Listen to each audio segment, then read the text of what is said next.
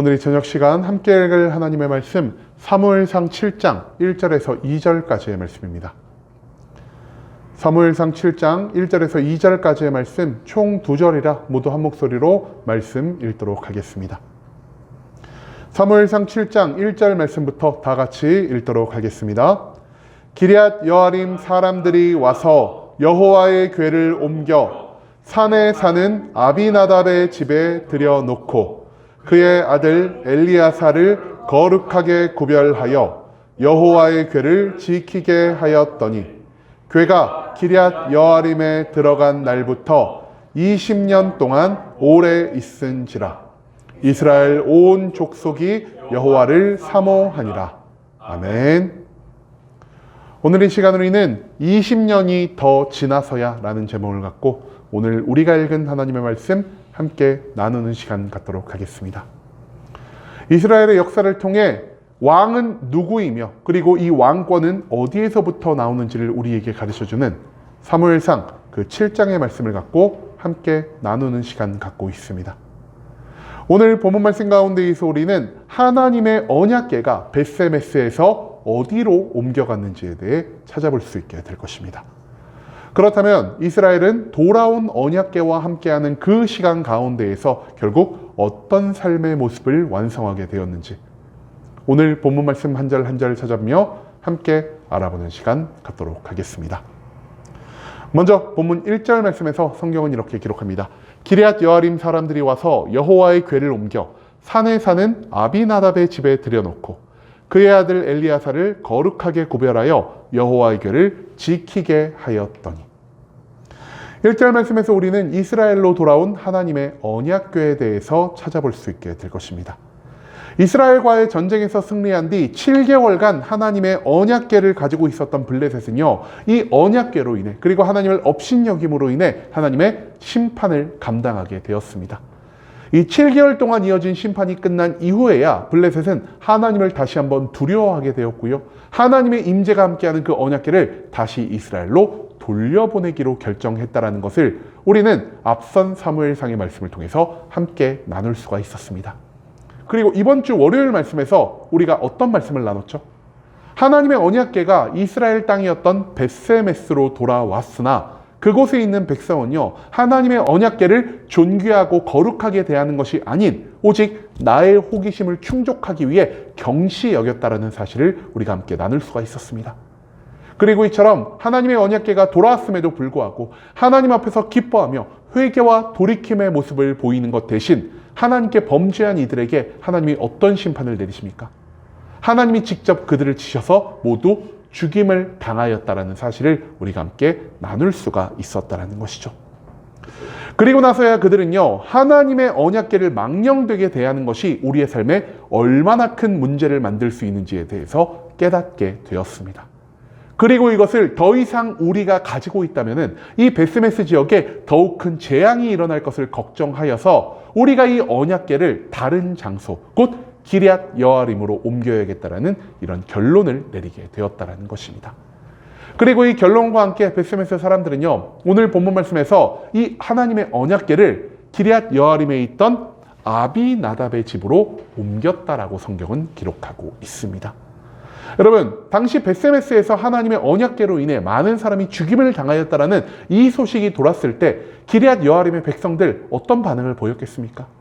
이처럼 많은 사람을 죽일 수 있는 언약궤를 자기의 집에 들여놓고자 하는 사람이 있었을까요? 굉장히 적었을 것입니다. 본연적으로 사람은요, 하나님의 임재를, 하나님의 언약궤를 두려워하는 모습을 보이고 있다는 것입니다. 그런데 그 기럇 여아림에 사는 사람들 중 누가 하나님의 언약궤를 자신의 집에 들이기로 결정을 했습니까?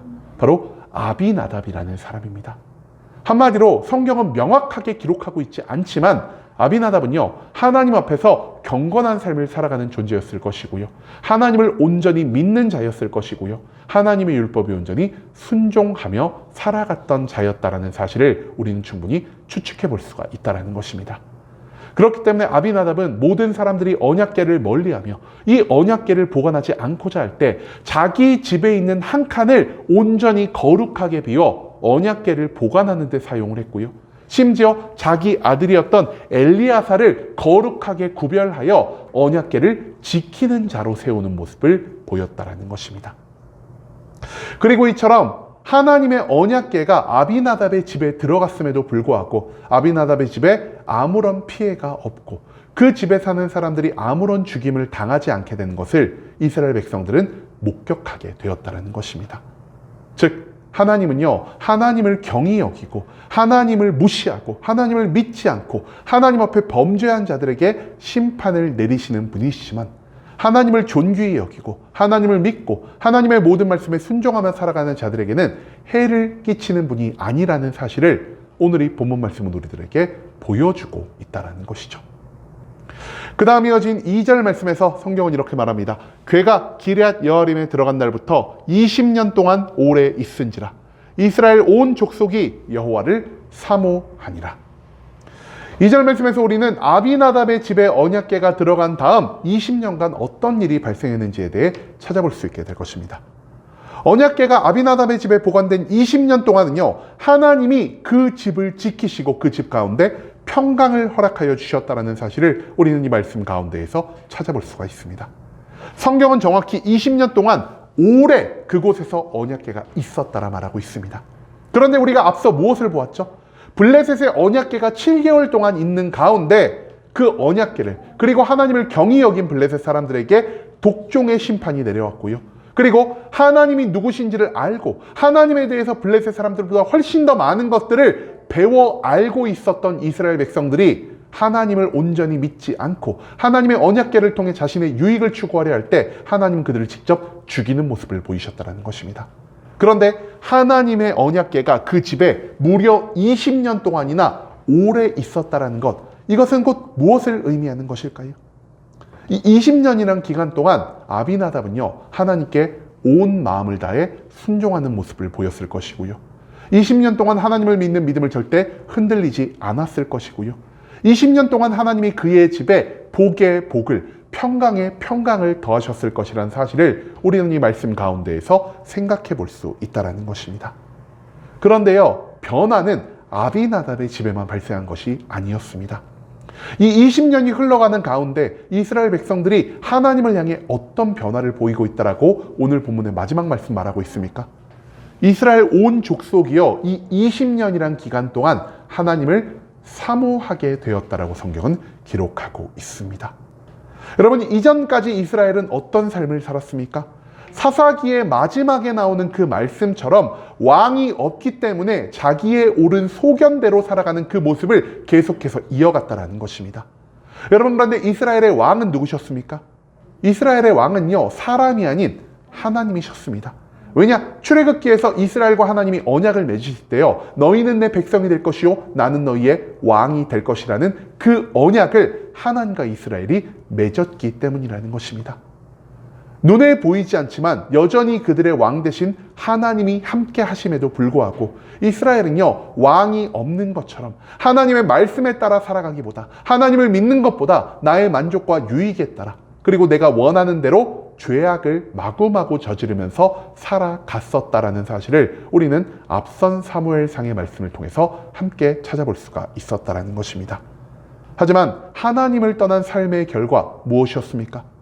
블레셋과의 전쟁에서 패배를 경험하게 되었고요. 그 패배로 인해 언약궤를 빼앗기게 되었고요. 심지어 언약궤가 베스메스 땅으로 돌아왔음에도 불구하고 그 자리에서 하나님의 심판을 받아 죽임을 당한 사람이 발생했다라는 것입니다. 한마디로 그들은요, 하나님을 떠난 삶 가운데에서, 내 중심으로 사는 삶 가운데에서, 나의 만족과 유익을 추구하기 위해 죄악을 저지른 그 삶 가운데에서 그 어떠한 성공도, 그 어떠한 승리도 거두지 못했다라는 사실을 깨닫게 되었다는 것입니다. 하지만 아비나답의 집에 20년 동안 언약궤가 무사히 보관된 것을, 그리고 그 집에 하나님이 복의 복을 더하신 것을 본 순간 이스라엘 백성들이 무엇을 깨닫게 되었을까요? 우리에게 있어서 진정한 회복이 일어나려면, 우리가 진짜 기쁨과 평강과 승리와 성공 가운데 살아가기 위해서는 하나님과 함께하는 삶이 필요하다라는 것, 그것을 그들은 깨달을 수 있게 되었다라는 것입니다. 여러분, 그렇기 때문에 지금 이스라엘 백성들이 하나님을 어떻게 했다라고 기록하고 있습니까? 이스라엘 백성들이 하나님을 사모하게 되었다라고 성경은 말하고 있습니다. 여기서 말하는 사모하다라는 뜻은 무엇을 의미하는 것일까요? 단순히 하나님을 사랑하게 되었다, 단순히 하나님을 믿게 되었다가요, 이 사모하다라는 의미가 아니라는 것입니다. 여러분, 여기서 말하는 이 사모하다라는 뜻은요, 히브리어로 바꿔보면은 나하라는 단어를 사용한다라고 합니다. 근데 이 나하라는 단어의 뜻이 무엇이냐? 바로 하나님께 울부짖다, 하나님께 애통하다라는 뜻을 가지고 있다라는 것입니다.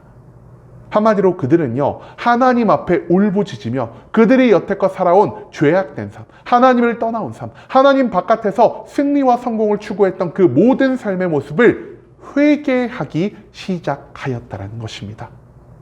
그동안 하나님은요, 저들에게 너무나 많은 회개의 기회를 주셨습니다. 하지만 그 오랜 기간 동안 이스라엘은요, 단 한 차례도 회개와 돌이킴을 만들어내지 못했다라는 것이죠. 블레셋에 패배한 이후에야, 그 언약궤를 블레셋에 빼앗긴 이후에야, 그리고 언약궤가 다시 돌아와서 아비나답의 집에 20년 동안 머무른 그 이후에야, 20년도 더 지나서야 이스라엘 백성들은 결국 하나님 앞에 회개와 돌이킴을 보이게 되었다는 것을 오늘 이 본문 말씀은 우리에게 알려주고 있다는 것이죠.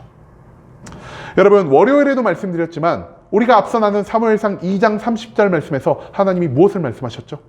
나를 존귀히 여기는 자에게 나도 그를 존중히 여길 것이요, 나를 멸시하는 자를 내가 멸시할 것이다라는 이 말씀을 하나님이 남겨놓으셨다라는 것입니다. 그리고 이스라엘 백성들은요, 언약궤를 빼앗기고 언약궤를 되찾아오고 그 언약궤가 아비나답의 집에 머무르는 그 모든 과정, 20년이 넘는 모든 과정을 통해서요, 하나님이 사무엘에게 하신 그 말씀의 뜻이 무엇인지를 깨달을 수 있게 되었다라는 것입니다. 우리가 하나님 앞에 범죄할 때, 그리고 우리가 하나님께서 멀어져 살아갈 때, 하나님이 미워하시는 죄악을 나의 마음에 품고 살아갈 때 이스라엘 백성들이 경험할 수 있는 것은 오직 고통과 괴로움과 절망과 슬픔뿐이었습니다. 하지만 그와 동시에 이스라엘 백성들이 무엇을 생각하게 되었을까요? 하나님을 온전히 믿던 우리의 조상들, 하나님께 온전히 순종하던 우리의 조상들이 하나님이 주신 능력으로 승리와 성공을 맛보았다는 그 먼 역사의 기록을 생각해 볼 수 있게 되었을 것입니다. 그리고 이처럼 하나님 바깥을 벗어난 패배와 하나님과 함께하는 삶 가운데에서 발생한 성공과 승리가 대비되기 시작하자 저들은 그제서야 하나님께 회개와 돌이킴의 모습을 보였다라는 것입니다.